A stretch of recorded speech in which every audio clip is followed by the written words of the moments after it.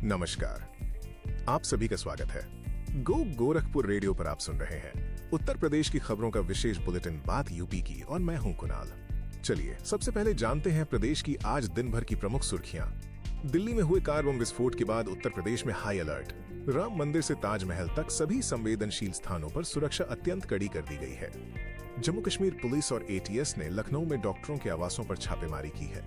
भड़काऊ भाषण के एक मामले में आजम खां को अदालत से राहत। मेरठ एसटीएफ ने मुरादाबाद में मुठभेड़ में 1,50,000 के 2 इनामी बदमाशों को मार गिराया। अब खबरों पर विस्तार से बात करते हैं। दिल्ली में हुए कार बम विस्फोट ने राष्ट्रीय राजधानी को दहला दिया है और इसका असर उत्तर प्रदेश पर भी गहरा पड़ा है। इस घटना में राज्य के कई नागरिकों की जान चली गई है, जिससे अमरोहा से लेकर मेरठ तक के परिवारों में मातम छा गया है।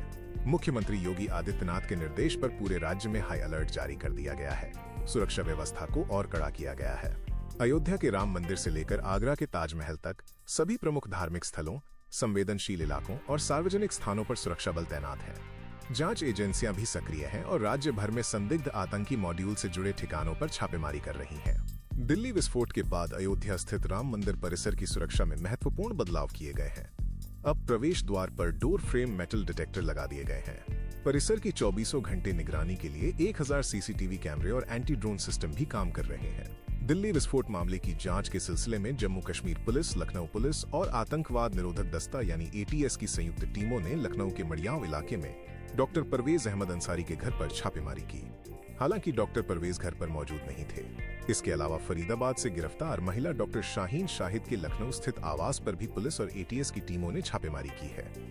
अब अगली खबर पे चलते हैं। समाजवादी पार्टी के वरिष्ठ नेता मोहम्मद आजम खां को 2019 के लोकसभा चुनाव के दौरान दिए गए एक भड़काऊ भाषण के मामले में अदालत ने बरी कर दिया है।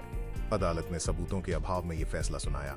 साथ ही अदालत ने मामले के विवेचक के खिलाफ लापरवाही बरतने के लिए कार्रवाई करने का आदेश भी दिया है। अब अगली खबर पे चलते हैं। सुल्तानपुर के रामचेत मोची, जो कांग्रेस नेता राहुल गांधी से मुलाकात के बाद चर्चा में आए थे, का निधन हो गया है। रामचेत गले के कैंसर से पीड़ित थे। बताया जाता है कि राहुल गांधी उनके इलाज का खर्च उठा रहे थे और उन्होंने फोन पर बात कर हर संभव मदद का आश्वासन भी दिया था। अब अगली खबर पर चलते हैं। उत्तर प्रदेश सरकार ने आवासीय कॉलोनियां बनाने से संबंधित नियमों में एक महत्वपूर्ण बदलाव किया है। अब 3000 वर्ग मीटर तक के लेआउट प्लान में 15% ग्रीन एरिया छोड़ना अनिवार्य नहीं होगा। इसके साथ ही मास्टर प्लान के ग्रीन एरिया को लेआउट में शामिल करने पर 50% की छूट भी प्रदान की जाएगी। अब अगली खबर पर चलते हैं। कानपुर में एक दुर्लभ वैज्ञानिक मामला सामने आया है।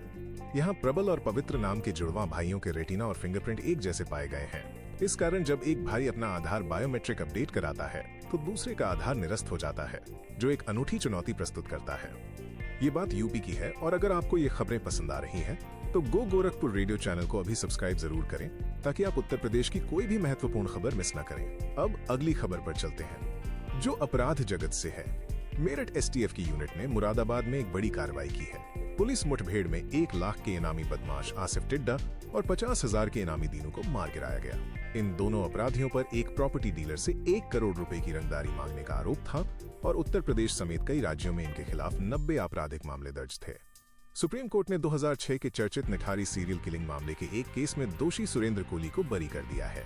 अदालत ने उसकी सजा को रद्द करते हुए आदेश दिया कि यदि वो किसी अन्य मामले में वांछित नहीं है तो उसे तत्काल रिहा किया जाए। अब अगली खबर पर चलते हैं, जो महोबा से है।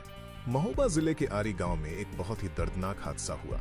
3 सगी बहनें, 8 वर्षीय रुचि, 7 वर्षीय दीक्षा और 4 वर्षीय पुष्पा खेत में खेलते समय एक खुले कुएं में गिर गईं, जिससे डूबकर तीनों की मृत्यु हो गई। अब अगली खबर पर चलते हैं, जो वाराणसी से है। वाराणसी के मिर्जा मुराद क्षेत्र में एक सड़क दुर्घटना में 22 वर्षीय ट्रक चालक मनीष यादव की मौत हो गई। संतरे से लदे उसके ट्रक ने सड़क किनारे खड़े सीमेंट से भरे एक अन्य ट्रक को टक्कर मार दी। हादसे के बाद भागे हुए ट्रक से सीमेंट की 14 बोरियां सड़क पर गिर गईं, जिन्हें स्थानीय ग्रामीणों ने लूट लिया। तो ये थी आज दिन भर की उत्तर प्रदेश की प्रमुख खबरें। उम्मीद है आपको ये जानकारी पसंद आई होगी। कल फिर मिलते हैं इसी समय उत्तर प्रदेश की नई खबरों के साथ। अपना और अपनों का ख्याल रखें। नमस्कार।